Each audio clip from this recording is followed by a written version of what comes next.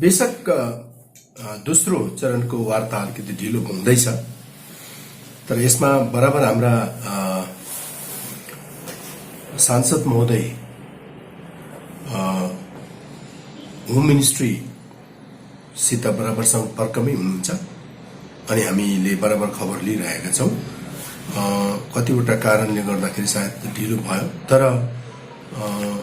यो मलाई लाग्छ सांसदज्यूको जुन एउटा उहाँको अनुमान बमोजिम यो जनवरी भित्र नै अब यो दोस्रो चरणको वार्ता चाहिँ गर्ने एउटा निधो भइसकेको छ भन्ने चाहिँ हामीले चाल पायौं।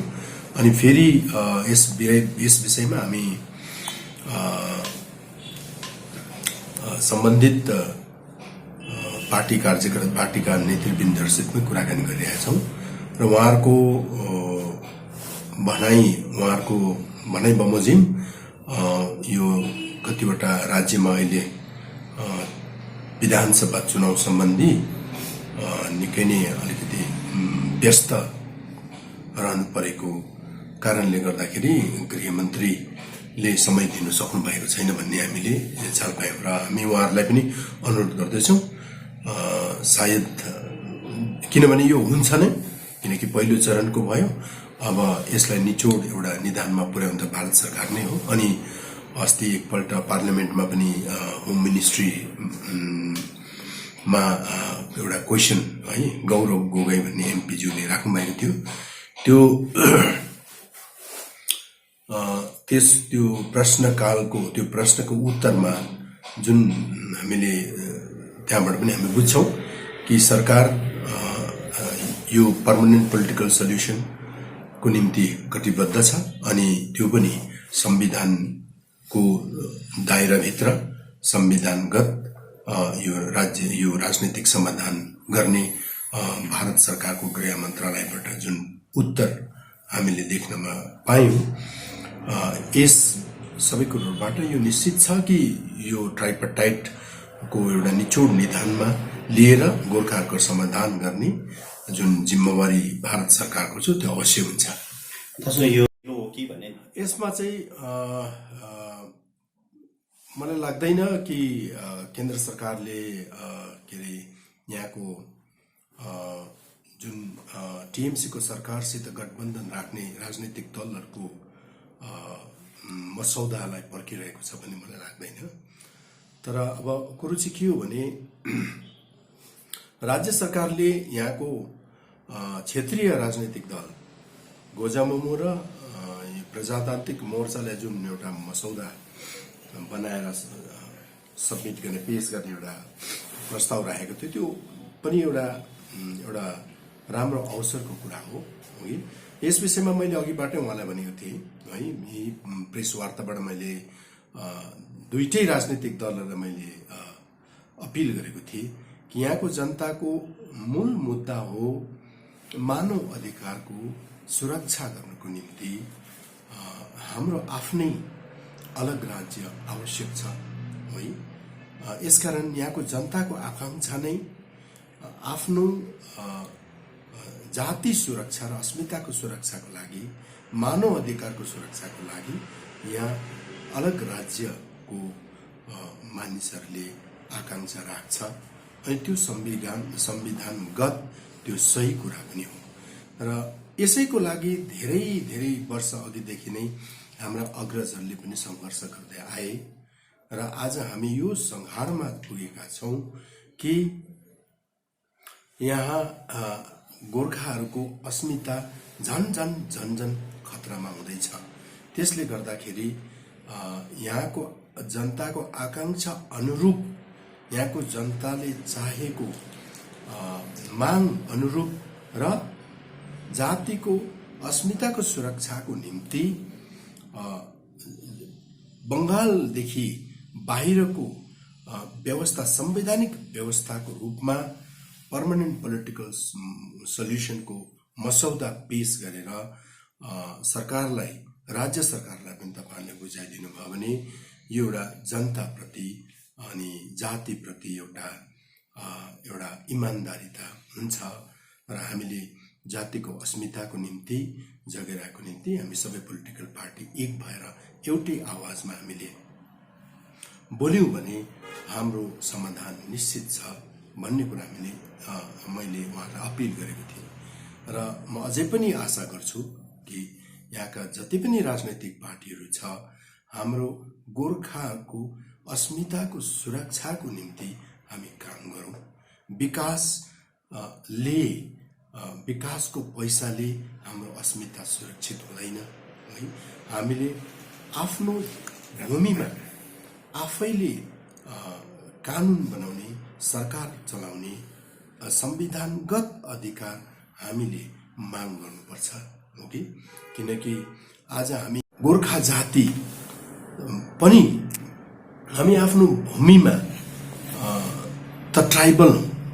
मारवाडीहरू पनि है, गरवाडीहरू पनि उनीहरूको आफ्नो आफ्नो भूमिमा उनीहरू ट्राइबल हुन् र आफ्नो भूमिमा ती ट्राइबलहरूको एउटा प्राकृतिक अधिकार हुन्छ अनि त्यो भूमिबाट त्यो ट्राइबलहरूलाई बेदखल गर्नु भनेको उनीहरूको मानव अधिकार खोज्नु हो र यसले गर्दा आज हाम्रा 75% जस्तो हाम्रो जनताहरू हो कि कमानमा जग्गा जमिन विहीन छन् हो कि र हाम्रो अस्मिता, हाम्रो मानव अधिकार हामीबाट खोसिएको जस्तो छ र यसकारण यो परिस्थितिमा हाम्रो मानव अधिकार सुरक्षित छैन र हामीले हाम्रो जनजाति भएको नातामा हाम्रो भूमिमाथि आफ्नो स्वशासनको हक माग्नु यो संविधानगत माग हो अनि यही मागलाई हामीले यो पर्मानेन्ट पोलिटिकल सोल्युसनको रूपमा हामीले पेश गरौं भन्ने मेरो सबै पोलिटिकल पार्टीले मेरो आह्वान। दाजु, बीजेपीले यो सुम्पिएको पीपीएस वास्तविक के हो त? तपाईले भर्खर मात्र भन्दै हुनुहुन्छ यहाँका दीर्घकालीन माग है, गोर्खाल्यान्ड, छुट्टै राज्य गोर्खाल्यान्डको कुरा गर्दै हुनुहुन्छ र यसो भने यो गोर्खाल्यान्ड नै पीपीएस हो त भन्ने यहाँ अलिकति हेर्नुहोस्। गोर्खाल्यान्ड र पीपीएस को सन्दर्भमा म तपाईलाई स्पष्टीकरण दिन चाहन्छु। गोर्खाल्यान्ड है यहाँको जनताको माग अर्थात पोलिटिकल पार्टीले उठाएको माग हो भने पीपीएस भारतीय जनता पार्टी ले प्रस्तावना, भारतीय जनता पार्टीको प्रस्तावना हो। तर पीपीएस होस् या गोर्खाल्यान्ड होस्, मूल समस्या मैले भने मूल समस्या हाम्रो अस्मिताको जगेरा र जुन व्यवस्था, संवैधानिक व्यवस्थाले हाम्रो अस्मिताको जगेरा हुन्छ अनि अरु जनजाति सरह हामीले आफ्नो ठाउँमा है आफ्नै स्वशासन चलाएर आफ्नै संस्कार, संस्कृति, भूगोल अनुरूप हामीले विकास गर्ने अधिकार हामीले प्राप्त गर्नु नै मूल हाम्रो लक्ष्य हो र यही कुरालाई हामीले भारतको गृह मन्त्रालयको टेबलमा पनि हामीले राखेका छौं है र हाम्रो माग हो यो राज्य सरकारसँग सरकार छैन, यो केन्द्र सरकारको विषयवस्तु हो अनि आजको परिस्थिति जुन छ हाम्रो त्यसको लागि पनि केन्द्र सरकार नै दायी छ। त्यति बेलाको केन्द्र सरकार दायी छ भने आज हामीलाई यो समस्याबाट उन्मुक्त गर्नु आजको सरकारले पहल गर्नुपर्छ भन्ने हाम्रो माग हो। दाजु, अब सिक्किम एउटा गणराज्यको रूपमा भारतमा स्थापित छ अनि सिक्किम सरकारले यो भन्दा अघि गोर्खाल्यान्डको प्रस्तावना केन्द्र सरकारलाई पठाएको पनि छ है। त्यो तथ्य पनि हामीले इग्नोर गर्नु हुँदैन है। तर आज सिक्किम मर्जर हुन्छ या के प्रकारको हुन्छ, हामी दार्जिलिङको जनता, दार्जिलिङ तराई डुवर्सको जनता है, हामीले याद गर्नुपर्ने कुरा के हो भने जसरी होस् आज हामी बंगालमा भाषिक अल्पसंख्यकको रूपमा हामी एकदमै नगण्य छौं। हेर्नुहोस्, हामी 20 लाख छौं होला नेपाली भाषीहरू भने 15 करोड भन्दा बढी बंगला भाषीहरू छन्। कुनै तर्जुमामा पनि हाम्रो के रे कम्प्यारिजन तुलना हुँदैन है। त्यसले गर्दाखेरि एउटा यत्रो विघ्न बहुसंख्यकको बीचमा एउटा सानो अल्पसंख्यकलाई राखिदिँदा त्यो अल्पसंख्यक त एक दिन न एक दिन मासिएरै जाने हो। उसले आफ्नो मानव अधिकार सुरक्षित पाउँदैन। यसकारण यो अन्याय भइरहेको छ यहाँ र आजसम्म भोगेको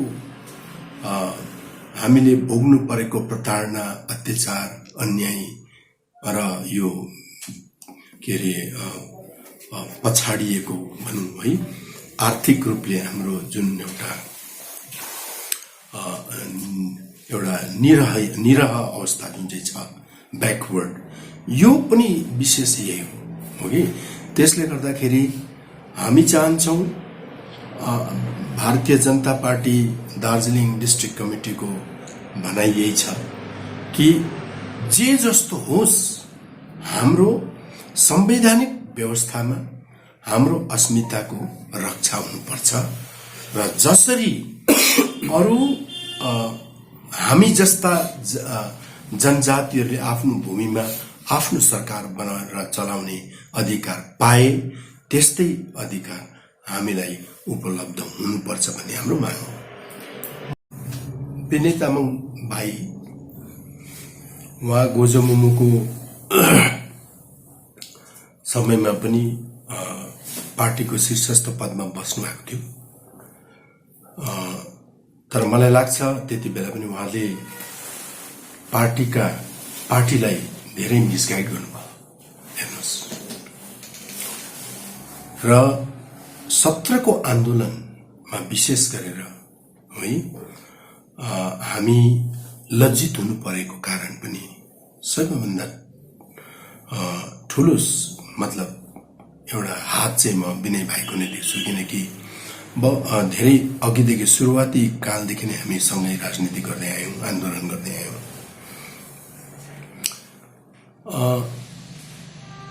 2017 को आन्दोलन बिथोल्नु, त्यो आन्दोलन को सूत्र कसरी, आन्दोलन कसरी सुरु भयो है, अनि आन्दोलन कसरी अन्त पनि भयो, यो दुईटैमा उहाँको भूमिका त्यति बेलाको आन्दोलनमा जोडिने सबैलाई थाहा छ, सबैलाई भली भाँति थाहा छ। यसैकारण विनय भाइको भनाइमा है, विनय भाइको कुरालाई कसैले पनि गहन रूपले लिँदैनन्। एक नम्बर यो कुरा। दोस्रो कुरो, उहाँ टीएमसी हुनुभयो कि ठिक छ, उहाँलाई हाम्रो शुभकामना छ। तर जे भए पनि आन्दोलन गोर्खाहरूको एउटा त्यति बेला राष्ट्रव्यापी मात्र भएन, यो आन्दोलन 2017 मा विश्वव्यापी आन्दोलन भएको थियो। विश्वभरिको गोर्खाहरू नै आन्दोलनमा संलग्न थिए है, डाइरेक्टली इन्डाइरेक्टली। तर त्यो आन्दोलनमा यस्तो प्रकारले विनय भाइहरूले त्यो आन्दोलन बिथोल्दिनु भयो है, जसले गर्दा विश्वभरकै गोर्खाहरू लज्जित हुनु पर्यो। तपाई हामी त अब भन्नै पर्दैन। यसले गर्दाखेरि उहाँले जुन अड्कल काट्नु हुँदैछ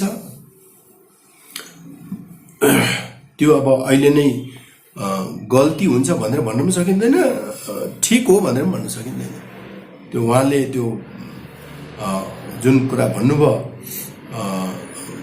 प्रधानमन्त्रीको रूपमा ममता ब्यानर्जी उहाँले देख्न चाहनुहुन्छ, त्यो एउटा पार्टीको कार्यकर्ताको रूपमा सही हो, तर जाति सुरक्षाको निम्ति, जातिको हितको निम्ति चाहिँ त्यो वक्तव्य चाहिँ पक्कै पनि होइन भन्ने म ठोकुवा